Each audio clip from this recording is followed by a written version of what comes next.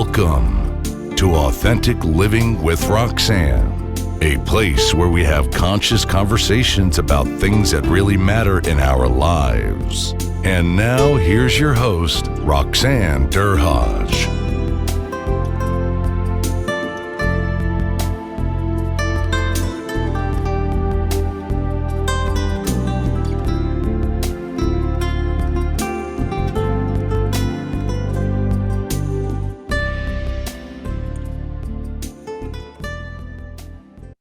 It's Roxanne Derhaj of Authentic Living with Roxanne. Thanks for tuning in again this week.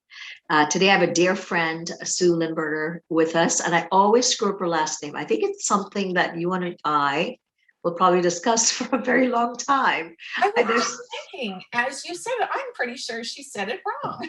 I did. I said Lymburner. It's Lymburner, and there's some mental block with that. I don't know, and we've had this joke over the years. So Sue and I've started working together quite a while back, and she's a specialist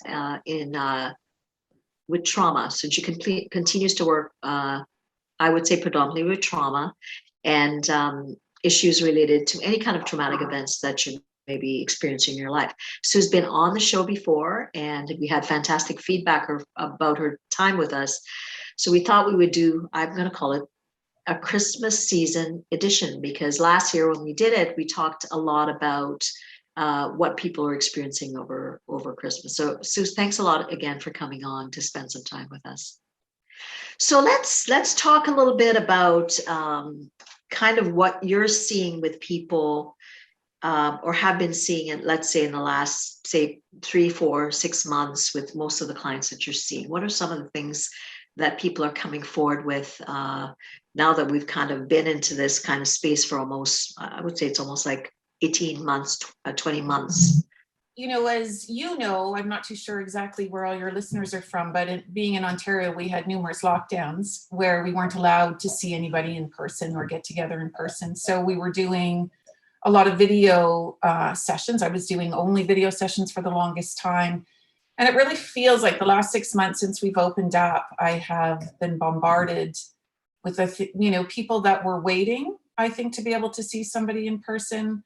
I think people kind of holding on tight during this journey, thinking they can get through it and it'll be over soon. Mm-hmm. And it just feels like a real flood of people that have held on really well, done really well, but it's just becoming too much. So, any other, as we all know, regardless of a pandemic, we're dealing with life stressors. And so I've really noticed an increase in requests, and I've noticed an increase in people coming to speak to me, not just about what's going on for them or maybe their past, traumas, but also a lot more direct correlation to the pandemic. Really, really a lot more, losing a sense of hope. The anxiety seems to be through the roof, especially for younger people, who may not have had enough opportunity, life experience to understand the waves of life, who really are, afraid to trust that things are going to be okay, expecting things to go back, go sideways, as it has on and off for a year and a half. It's been pretty intense, the changes and the fear. And so I would really say, an increase. And I think that seems to be pretty common for many therapists. When people are reaching out, they're hearing that there's wait lists, or I wonder sometimes too, if just therapists, being tired themselves. That's another thing, right? That's very, that it's absolutely. I mean, because obviously they're people too, and they've been like anybody else, kind of maybe not critically at the front lines, like we would say, like people with some of the hospitals or whatever, but really have worked throughout the pandemic, seeing people, because like with your caseload and stuff like that. If you have critical people, there's no way you can just kind of put a pause in it. You go online, which is less than ideal sometimes, but you kept seeing people. So I think two things that I think I've heard a lot from other therapists, and just with myself as well, is that a lot of people are feeling a lot more anxious.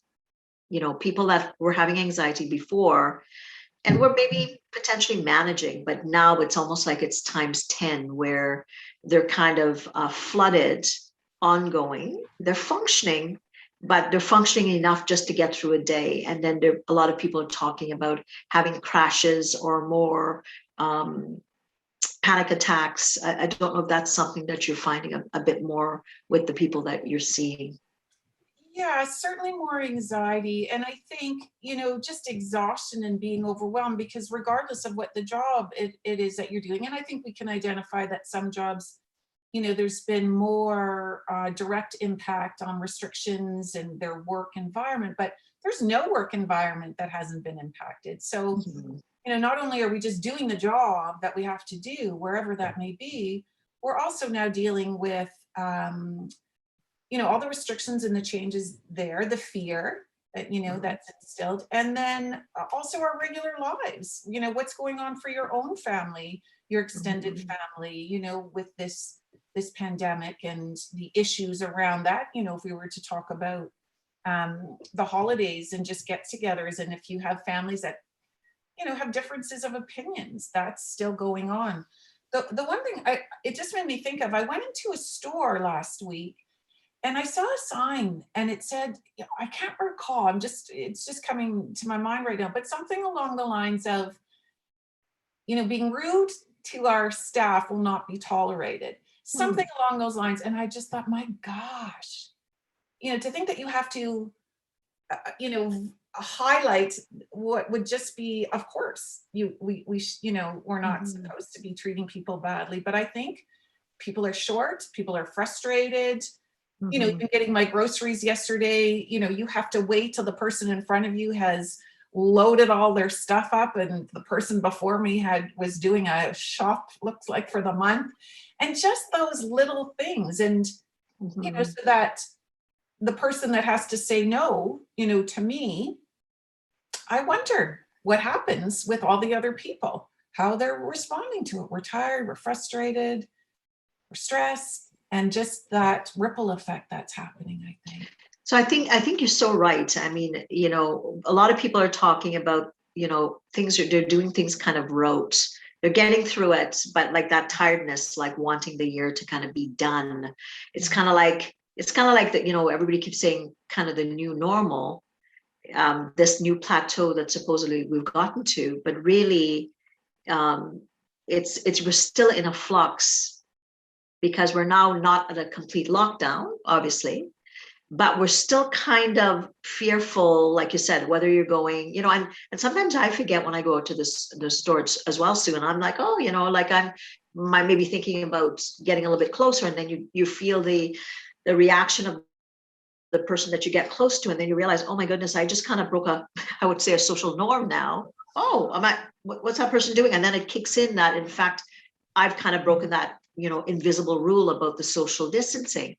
And then at first I'm put off, but then I think, oh my goodness, like that's kind of how we all really had to live for a very long time. And supposedly we're not on lockdown, but now where are we, right? Well, and I think people will, and I was thinking at the grocery store, the lines, right? There's arrows telling you which way to go. And it's interesting, it's when you think of in a day of a quote typical day, there's a lot involved in having to carry that, right? The stress of doing it right, the stress of not getting it right. How are you going to be perceived? Even just how you feel about it. That's a lot that gets added into just something that we added on to what we have to get done. But I will say, it's not just what's happening now, it's what's going to happen next. Is it coming? Is it not coming? How can I plan? And I see that with a lot of clients, this not having control and maybe questioning, people that I think have lived their lives by being rule followers, really feel really feel quite committed to doing the right thing are really struggling when some of these rules that are ever changing aren't always making sense, and then caught in that place, right? Do I, I have to do something because I'm supposed to, but I don't really understand it. It's not making sense to me. And so I think, yeah, all these little things are creating a really tired society. I think we're tired. Absolutely. And, as you and I sit across from each other on Zoom, for the people listening, and, so much of our days now are focusing on kind of, I'm seeing part of your head and trying to read your cues. And, I don't know exactly what part of the brain, but they're talking about that whole concept of Zoom fatigue, that I don't have all of you to read nuances. I can do your intonation of your voice, but still I'm not seeing your body and how it presents. So there's certain parts of the brain that we're actually over functioning because we're having limited capacity to read what's on the screen. So that again too plays into that tiredness. And how many of us are, if you're working full time, between meetings or, sessions online, all those things, so that depletion over and above the tiredness of physically going to work is different from, I think, the mental that we're using, that we're needing to focus in on the computer. Yeah, definitely. And then just on top of everything else that has to get done in a day, right? Right. All the typical expectations of carrying the responsibility or the weight of that or the worry of that. And I do wonder, now that you've mentioned it, just, we're not in 3D, right? So I wonder, we're losing that kind of sensation of a richness, right? You're flat. So let's talk a little bit about that, because I know you and I, prior to when we were prepping to talk, I talked a little bit about some of my experiences with teenagers, and developmentally, you and I know, and I'm sure a lot of people listening, that teenagers, it's an awkward stage as it is, right? You're not a kid, you're not an adult, and that's really when I often say, you practice being awkward. So hopefully you could come out the other side with some semblance of what it is to kind of test the adult world. How have you found some of the people or the younger adults that you're dealing with in reference to connection and communication, and what are they experiencing or reporting around kind of that skill development for that stage? Yeah, interesting to say, in regards to throughout the pandemic, my concern has been significantly, and obviously I'm not working with, well, not obviously, but I don't work with little kids. That's a whole other, under the age of 12, but, developmentally, it's a whole other realm of impact. I think it's been heartbreaking in regards to working with the teenagers. As I said, I don't think they have enough life experience to understand that things, will get better. Things will change. They haven't lived through that to know that. So I think this, and we know the peer influence, the connection, that socialization, normally pulling away a little bit from your parents. It's just been so compromised. Doing video school, losing that, like you said, that natural rhythm of going through, learning how to get through that awkwardness and coming out. It's been, I think, very much compromised, and the anxiety, has really been pretty profound that I've seen, and quite heartbreaking. It's, one thing I will say is that I really think it's important for us, as much as possible, of parents of teenagers, to really model, as much as we can. I don't want to blame any parents, but I certainly will say, for the parents that were having a harder time, were more fearful, it was impacting their jobs, became more stressed, maybe more angry or irritated, by this lack of what's happening. I think, there's still that modeling that will occur. So, parents that were very scared and really trying to maybe follow the rules weren't letting their teenagers see anybody. And so we can understand trying to do the right thing. But I think that lack of socialization, then I think this has happened for all of us, is that we've adjusted and adapted to being isolated and withdrawing. And all the, many teenagers would say it's so much work to try to connect now with my friend. Because, where are we going to be? Are you vaccinated? Are you not vaccinated? Your family, our friends, what can we do? Where can we go? So I would hear that a lot. It just felt like it was too much work. And then I think what's happened for a lot of us is we've adapted to isolating a little bit more. And so now it's anxious, it creates anxiety to reach out again. So it's funny you bring that up, because I think I was saying that to you, like with myself, you kind of get accustomed to being, you're working, like, we're doing this, and you're, getting through your day and whatever. And then, you think, okay, well, I live here, I work here, like with myself, and I'm sure a lot of people listening. And then you kind of got to the point where you weren't allowed to do things. So you kind of got away from some of the basic things. And now you have to really, I found myself thinking it through. Right. To say, oh, I should leave the house today, because I hadn't left the house for a couple of days. Right. And me being as extrovert as I am, even that muscle within me, it's been something that I've had to practice again, going, oh, I'm going down the falls, kind of thing, which is like, 10 minutes, no big deal. But it's even as an adult, you're getting in that rhythm and that tempo where you're kind of getting accustomed to, working at home and everything being at home, that you really have to, in a way, give yourself a bit of a shove to start just getting out to do the basics. You obviously, we were getting out to do groceries and stuff like that, but just even, to try something again, because you can go out to a restaurant, or, to go back to something like a gym or something like that. I think our brains are still in hibernation a bit about the fact that we can start to now go out and try to do some activities we used to again. It's the catch-up effect, right? Like over this 18 months, it's just this buildup of changing and adapting. And again, I think it speaks to us being tired and just kind of exhausted. So although, and not just getting out, because a lot of people don't work from home, but I really believe strongly, it's not just getting out to do the mundane things, but it's where are we making room to have some joy? Where are we making room to be excited? And, we know typically to plan things, it takes time. It takes a little bit of work, right? Coordinating it with friends or whoever, coordinating with your time and amongst, other responsibilities. And if you have kids, I think it's, how do you make time to find some joy again in your life and prioritizing that? And even when you don't really feel like it, it's become easier not to.